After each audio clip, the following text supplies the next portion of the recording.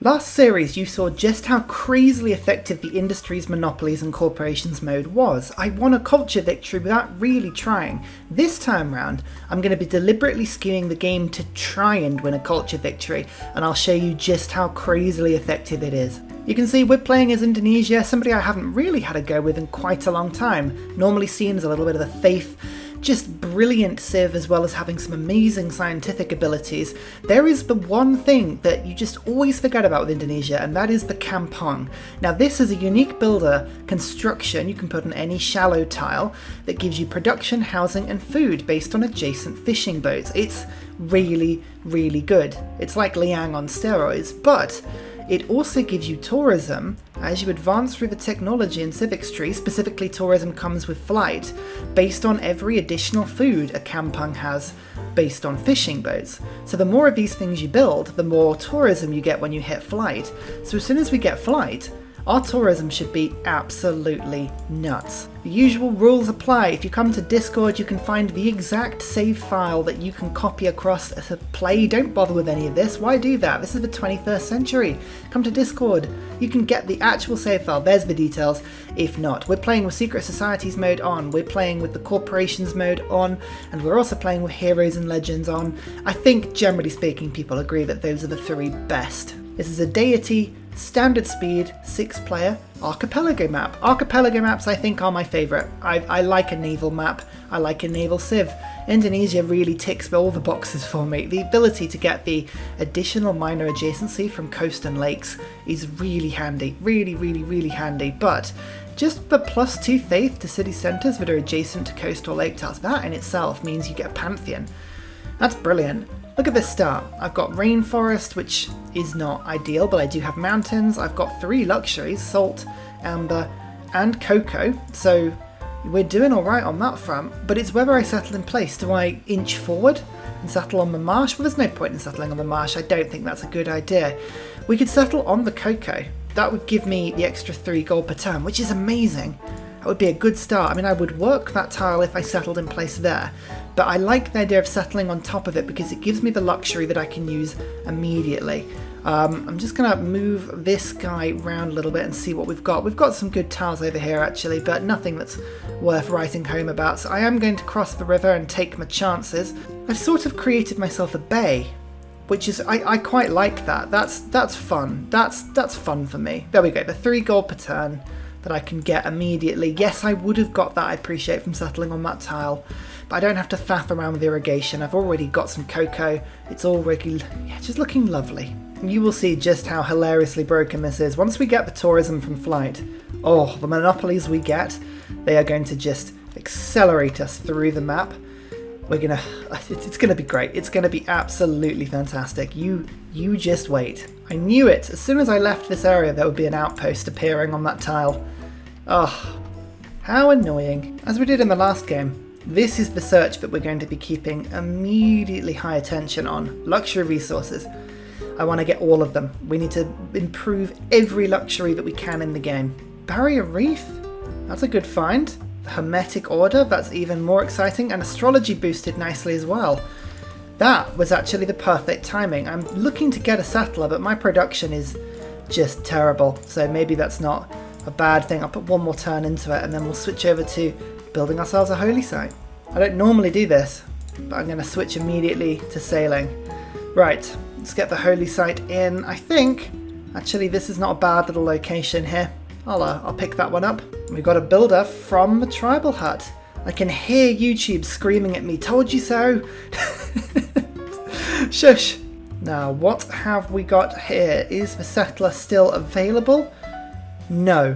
That is incredible. The Deity AI is strong enough that they can pick up that pantheon before Indonesia. That's nuts. That is absolutely nuts. As well, considering we're Indonesia as well, just to put this in context, we have no appeal. Literally no appeal. There's a lot of rainforest here, so I was thinking about going for breathtaking to get some more faith in. That would be good. The Earth Goddess. You see, I normally can't help myself. So I'm gonna end up picking up something that I think will suit me later. I am terrible for getting rid of rainforests. And I think I'm just going to embrace that and go for Earth Goddess. Yes, I appreciate my appeal is not great at the moment.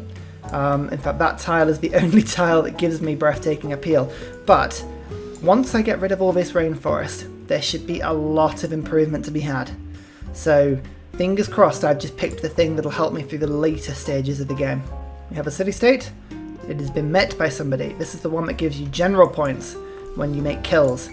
For us, utterly useless. I should have mentioned as well, I went for a Pingala start this game. Just fancied it, really. Is that a city-state over there? Looks at my... yeah, Laventa. Okay, somebody's met both of these. Oh, colossal head improvements.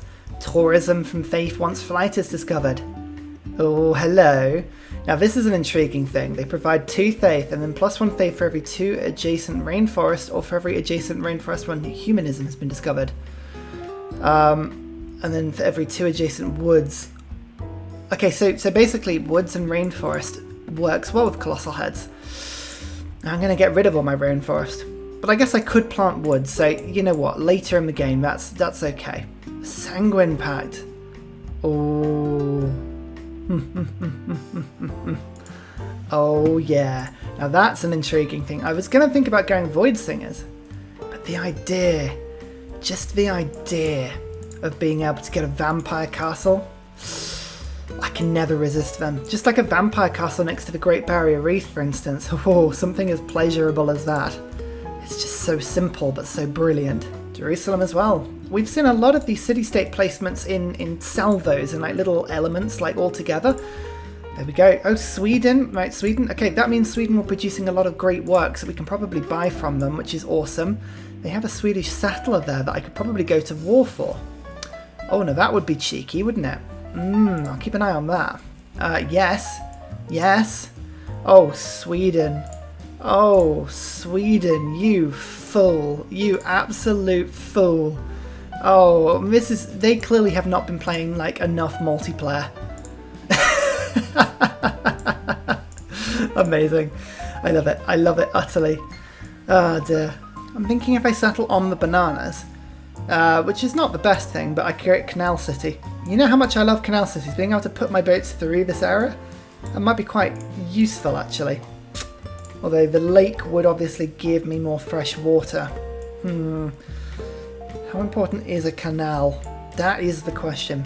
To be fair, that banana tile is a flat land, so in theory that could be turned into a canal later in the game. It doesn't need to be rushed through. So for now, I'm going to instead, I think, settle there to get myself in on the rice bonus resource and get myself the pearls later. I could build myself, in theory, a nice canal through here. I think that's not a bad location, actually. Yeah, done. Jerusalem has declared war on me. I believe that is this a Jerusalem warrior? Yes, it is. So I've got at least one problem to think about here. It shouldn't be too much. As long as nobody else declares war on me, I should be okay. Maybe I should have gone for...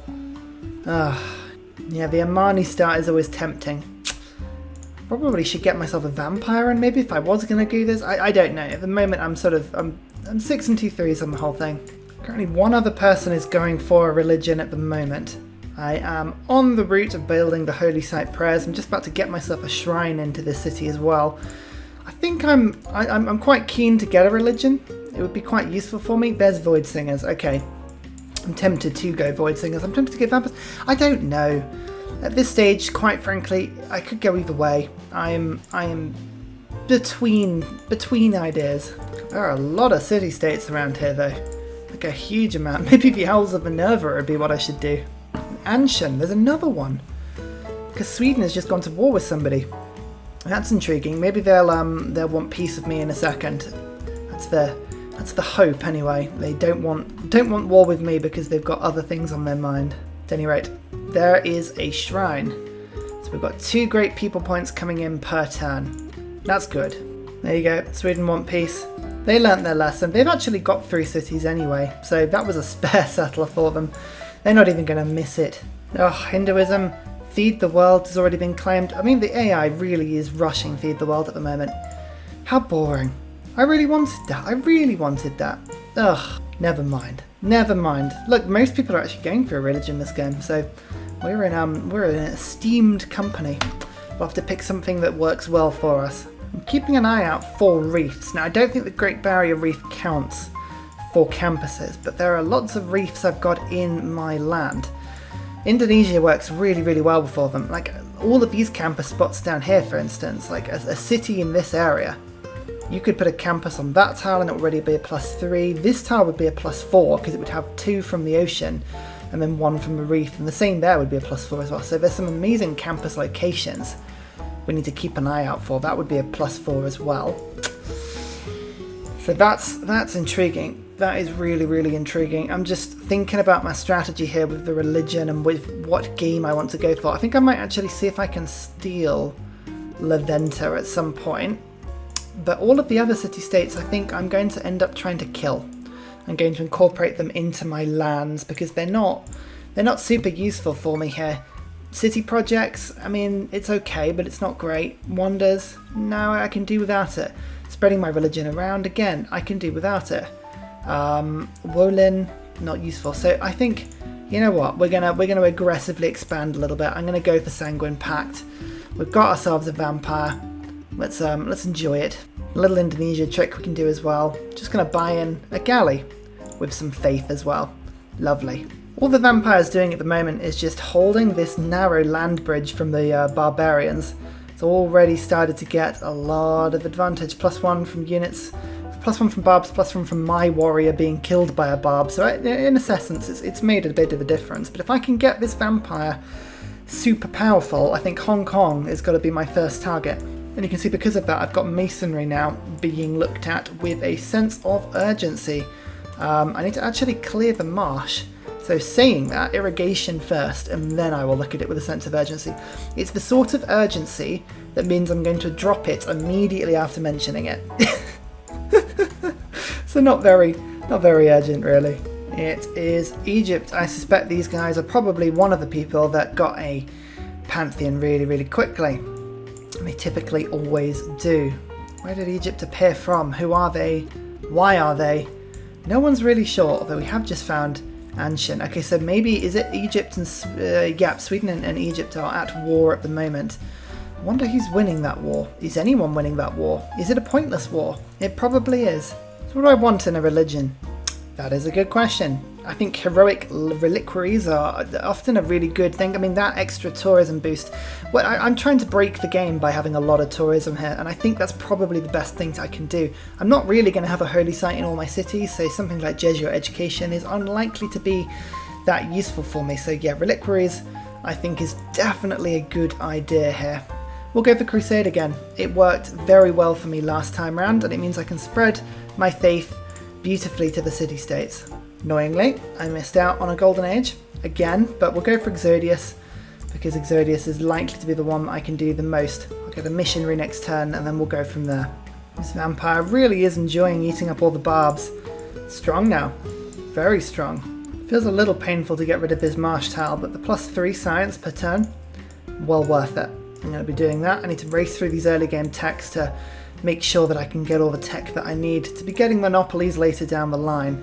You can see I'm also just holding off on sending an envoy to La Venta. I kind of want to be able to stack it up with the next civic, which I'm going to be getting soon, political philosophy, because then I can get 2 envoys for the price of 1. Oh, I had the bay just across from me. That's quite nice. The fact that Sweden has 62 strength in that city would imply, I think, that it's got a hero of some kind. It's rare that you see something quite that strong appearing from nowhere. That's slightly worrying. At any rate, there's my second galley, which means I've now got shipbuilding boosted to the kampungs I can start to build. That's Indonesia's trick, really. They are fantastic. I'm spreading my religion now. Crusade. Oh, very good. Brilliantly, it doesn't look like Sweden actually got a religion either. So, I should be able to crusade them. Okay, no joke, the first hero we found is Himiko. Oh, the Queen of Ancient Japan. She's amazing. She's genuinely amazing. Oh my goodness, I could use her. That would really boost me through and would basically, combined with the vampire strength, I could use her to take down pretty much any city-state I wanted. Oh, that's almost too good. I'm gonna have to think about that. Ship building. Perfect. These kampongs are just the best tiles ever. I love them a lot. Stick my third city down here. Just saving the sort of ability to canal just a little bit. I could put a canal here, I can put a canal there. There are options for later in the game. I don't want to get too excited and not actually do anything useful for now. So we'll get the builder in. I think, yeah, as I say, I've got my vampire. Vampire is pretty ready to go. I've got +5 strength from the vampire at the moment, so they should be pretty good at taking down Hong Kong. I'm just thinking about Himiko and whether I want to rush her through. Otherwise, I've got no production in any of my cities at the moment. Production will come later, but maybe I should focus on getting that a little bit actually. Let's get bronze working in, because once I've got bronze working, actually I don't even need that, I can go for construction now. So let's go archery. Mulan, I found from Laventa. Laventa's got a pretty decent standing army actually. 265 gold to take pretty much 1, 2, 3, 4, 5, 6 units. It's not bad. Could be worth it. Gonna declare war on Hong Kong just because one thing I can be doing is farming their warriors here. That's quite nice. It'll just help to improve my vampire strength. Let's go for oligarchy. Give our vampire a little bit more melee strength. That's good. Let's go for diplomatic league. Fantastic. Urban planning. Agogi. Agogi's pretty good. Gets me a little bit more in the way of an army. Urban planning is fantastic as well. I think I might just pop in something along the lines of, should we go for builders or maritime industries? Build some boats. Let's do that. Okay, so Mr. Chomp. Mr. Chomp's pretty tough. I'm going to stick in my city just for a turn, ride this out whilst they attack my city a little bit. Now, they may do a little bit of pillaging, but that's okay. Actually, attacking into my city is not the worst thing as well, because as I say, my vampire is just going to continue getting stronger, and I should be able to just continue farming all of them. Especially because now I've got a monument, so let's just quickly pick up Himiko. Vampire's now up to 4 strength from barbs and 4 strength from regular units. That's +8. Already it's starting to get pretty good. I'm just going to move my galley out a little bit and get myself in a quadrireme. Oh yeah. This is perfect. All Hong Kong are doing is just throwing their units against me, and the longer they wait, the longer the worse this gets for them. Go on. Kill that warrior in. Ah, yeah. Do it. Yes. This is good, because I mean, the longer they wait, the worse this is going to get for them. So my campus is just done, which is wonderful, but I've now got archers that are beginning to fire over the top. In fact, I've got 2 of them. My quadrireme is going to begin to help as well. My vampire's healing and growing stronger and stronger. And in a second, my galley should be able to come in and start pillaging their harbour as well. 4 turns away from being able to get a swordsman upgrade. I don't think I actually have any iron, which is a little bit of an issue, but we'll find iron eventually. It's not the end of the world. Oh, it's too easy. 1 kill from that archer, followed by a 2nd kill from that archer. Lovely. Oh yeah. Here we go. And sometimes you check back in with your scouts and you think, how the hell did you get here? What are you doing? Why are you on an island of snow with 3 barbs around you? I mean, I don't care. I don't care, just sort it out. Right, here we go. So if I get my vampire in 1 tile further, I'll move Himiko in. Archer can just sort of come forward a little bit. You come forward and give yourself the upgrade. Actually, this galley might as well come in and just park on that tile. We'll go and do some pillaging. And we'll bring our army, just continue to sort of push it in a little bit. Oh, they've built themselves a boat. Okay, that's a little bit cheeky. I just pillaged the galley, the harbour. I need to lure that galley out, actually. That would be the easiest thing to do. Look at these attacks. Bang. Oh, yeah. I mean, it doesn't do a huge amount of damage. For whatever reason, the battering ram is not... Oh, yeah, of course, the battering ram doesn't work with the vampire. Ah, I remember now. I remember this sort of weird thing. But I think the siege tower does. It's the battering ram that doesn't, but the siege tower does. So we need to maybe get ourselves another melee troop in. But you know what? If there's no rush, we'll take it. It's fine. Especially because I've actually got 2 archers, which are very perfectly doing the fighting for me, so it's quite nice actually. So I found Fez over in this direction, which is quite good, but I've also found Nalanda. Nalanda lets you get the improvement that gives you extra faith and science, and also through tech, so we might just pick up that one quickly, although Fez actually will give me a bit of science first, so let's just maybe concentrate on getting that. It's Moy. Wonderful. He's actually a high priority because you can put down luxuries with him, which makes him brilliant. Yeah, that's definitely worth a consideration. You can't escape anywhere. Hong Kong, you were going to die. Oh yeah, here we go. Starting to do the big damage now. They're attacking my units rather than my actual... sorry, they're attacking my archers rather than my vampires. So that's a mistake on their part, because now I can just cruise in. Hong Kong's pretty dead. Let's take the city. Bang! Horseback riding is good because I've now got horses in pasture, so that is lovely. It's also 4 population, which is wonderful, because now I can fix the monument, fix the granary, and let's actually then build ourselves a campus on this lovely +4 tile. Yep, +4. Sweden are doing it again. They're doing it again. There is an unclaimed settler, so am I going to build a galley just purely so I can go and steal it? Yes, I am. Absolutely, 100%. Check out that road to Jerusalem. I managed to put down a road that goes down this entire length of my peninsula actually, so that'll help move my units around quickly. Oh, Sweden, why are you doing that? Sorry, Sweden, it's happening again. Why would you do this? I mean, I'm glad they did, but still. Now, Leventa may actually find its independence threatened briefly, but we'll keep an eye on those guys. It should be fine. My first kampong as well.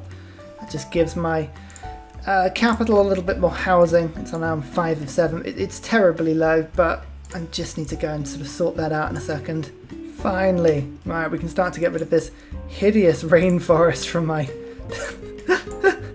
Why do I spend every game on this, literally every game on Civ, getting rid of rainforest?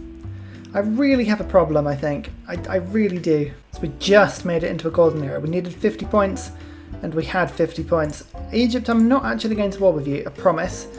Make a dedication though. Okay, now this is where it gets interesting. I don't have any harbours yet as Indonesia, which is something rather remarkable. The Exodus of Evangelists would help me to spread crusade around. That's what I'm going to focus on for now. Sounds weird, but I would rather get crusade around so I can kind of spread myself around the map.